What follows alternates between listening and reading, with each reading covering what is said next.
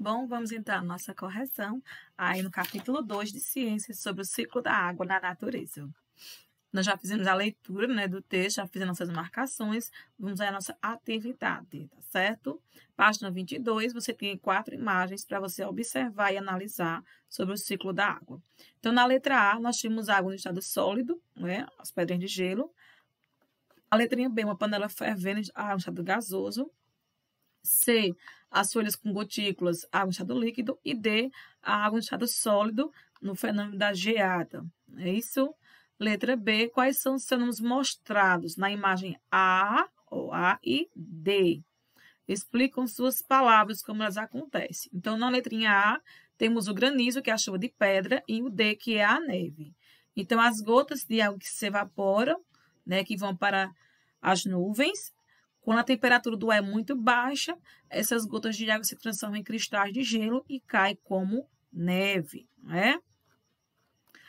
No número 2, aí você vai perceber a sua casa. Então, nos 3 estados físicos da água, onde é que ela se encontra na sua casa? Então, o líquido, ela pode ser encontrada em vários pontos. No banheiro, na pia, no vaso sanitário, né? Na cisterna, no filtro, nas caixas d'água, né? De forma sólida, ela só vai ser encontrada na sua casa aí no congelador, no freezer, né? E também no questão do água no estado gasoso, né? Existe em todo lugar, não é? Todos os lugares, por toda parte, você tem água no estado gasoso, né? No ar.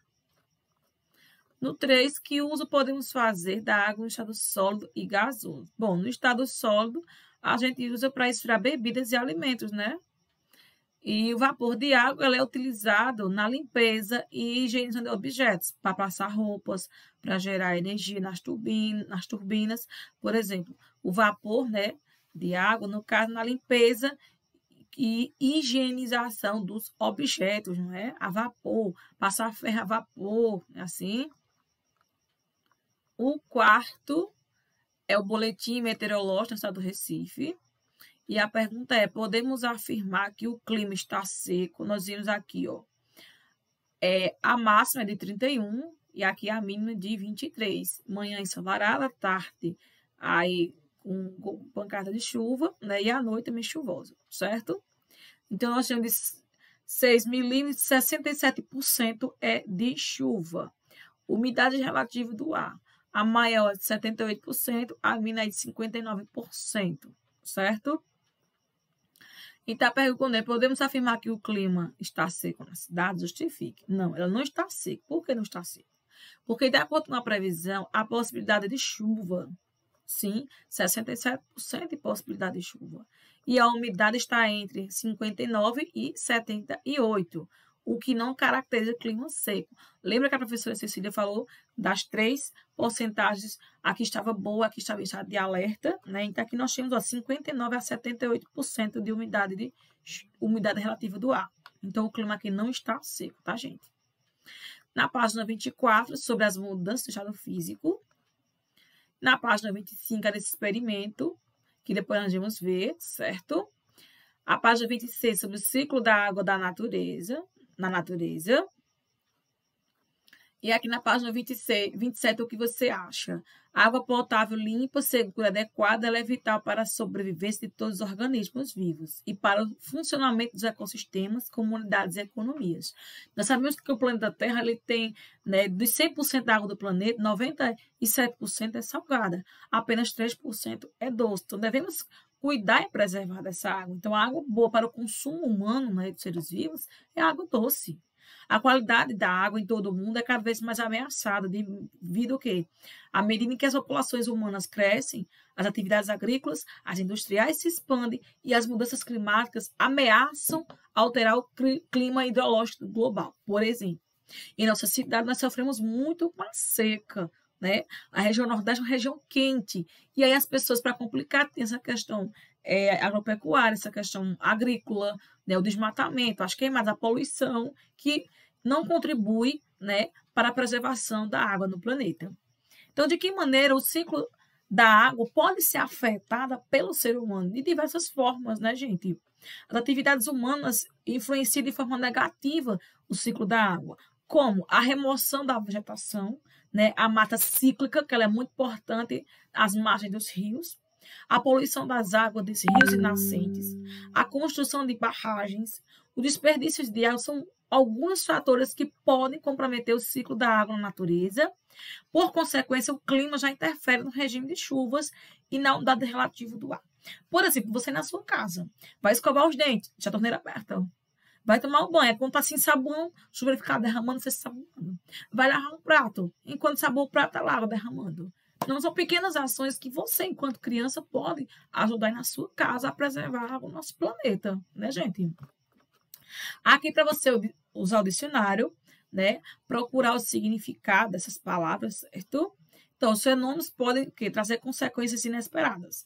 Então, é importante se conhecer, né, monitorar e prever o clima para alertar a população sobre as consequências que isso pode causar, por exemplo, né?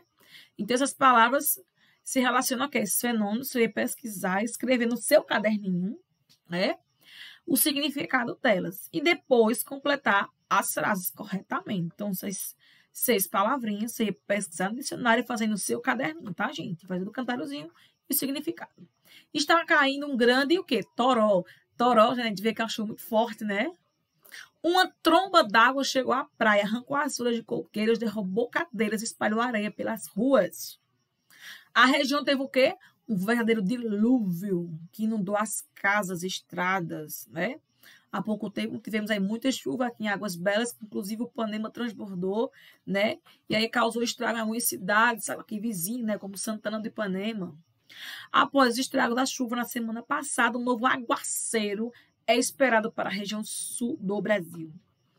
Uma verdadeira o quê? Saraivada atingiu a cidade e danificou muitos carros. O temporal causou destelhamentos e derrubou árvores pela cidade. Aqui mais uma atividade na página 28, onde Keiko sopra aí o espelho e foi explicar aos pais a questão aí do ciclo da água, não é? Então, de acordo com o que você aprendeu, por que será que o espelho da Keiko ficou embaçado quando ela soprou? Não é? O espelho ficou embaçado por quê? Por causa do vapor de água liberado no ar de Keiko, que ela expirou, né? E que condensou na superfície fria do espelho. Você pode fazer essa experiência em casa, pega o espelho, né? Sopre para ver se não fica embaçado. Outra coisa, nosso ar, quando sai da gente, nosso organismo sai quente. Quer sentir? Sopra, bota sua mão na frente da sua boca e assopra. Se o ar não está quente da sua boca. Se você, ó, assoprar, sai frio. Mas você fizer assim, ó, sai quente. É diferente, né? No número 2, você vai preencher as frases, 5 frases com essas palavrinhas. A passagem do estado gasoso para o líquido é do gasoso, o vapor, para o líquido é a condensação. Volta a ser líquido. Água no estado gasoso é o quê? Vapor de água, né? A passagem do sólido para o líquido é a fusão. O sólido, quando derrete, o gelo quando derrete, volta a ser líquido, né? A fusão. Inclusive, tem até o desenho do Dragon Ball, né? Que ele se transforma e tem a fusão. Né? Assim, ele se transforma. No estado físico da água, variam principalmente por causa da temperatura. É um elemento-chave. O elemento-chave que muda o estado físico da água é a temperatura. Aumentando ou diminuindo. A neve é água em estado sólido. Muito bem. Temos aqui a imagem, não é? Para você observar. De um lado você tem aí a vegetação, de outro lado não tem. De um lado aqui, ó, você vê sol e aqui chuvoso, certo? Então, como é a importância, né, que a manutenção da vegetação vai contribuir para o ciclo da água e a qualidade do ar? O que é que tem a ver? Então, a vegetação controla a poluição do ar e evita a erosão. Porque a plantinha ela fixada no solo, ela impede que a terra se arraste, certo? Também a planta fixada na terra vai fazer com que a água infiltre no solo da terra, certo? Então, ela também ajuda a aumentar a umidade do ar, favorecer a ocorrência de chuva, favorece a infiltração da água no solo e aumenta a fertilidade, né, gente? Também absorve raios solares, ajudando a manter o clima mais agradável. Então, as plantas, gente, ela é muito importante. Né? Ela realiza a fotossíntese, ela purifica o ar, ela protege o solo, ela infiltra a água no solo. Então, ela é muito importante a preservação da cobertura vegetal. E aqui na página 29, para você relembrar o esquema, né, do ciclo da água, certo? Primeiro, vamos ver aí. Acontece o quê? Vamos ver aí o nosso esquema aí na página 29. Primeiro ocorre a evaporação da água no estado líquido. Então, aqui, ó, começa aqui a evaporação, certo? Aí evapora, a água fica em estado gasoso. Chegando nas nuvens, acontece a condensação, certo? Condensação, e aí pode cair de duas formas. A chuva pode cair na forma líquida, certo?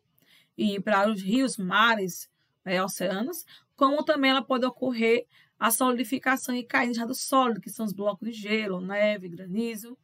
Também cai na terra e a água vai se infiltrar aí também no subsolo, nos aquíferos, não é?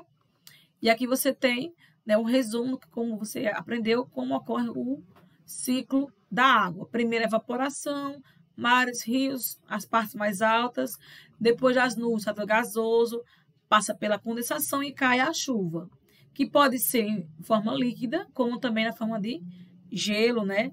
Ou granizo, neve. E quando a água chega no solo, ela se infiltra, né, no solo, pode ser absorvida pelas raízes das plantas, pode ser escoada para os rios ou alojar-se nos aquíferos, como eu falei para você. Então, encerramos aí esse capítulo 2. Na próxima aula, vamos fazer uma revisão, certo? De tudo que a gente já viu nesse capítulo, né? O capítulo 1 sobre o Sol e o capítulo 2 sobre a água. 2 elementos vitais, né, para a vida no planeta Terra.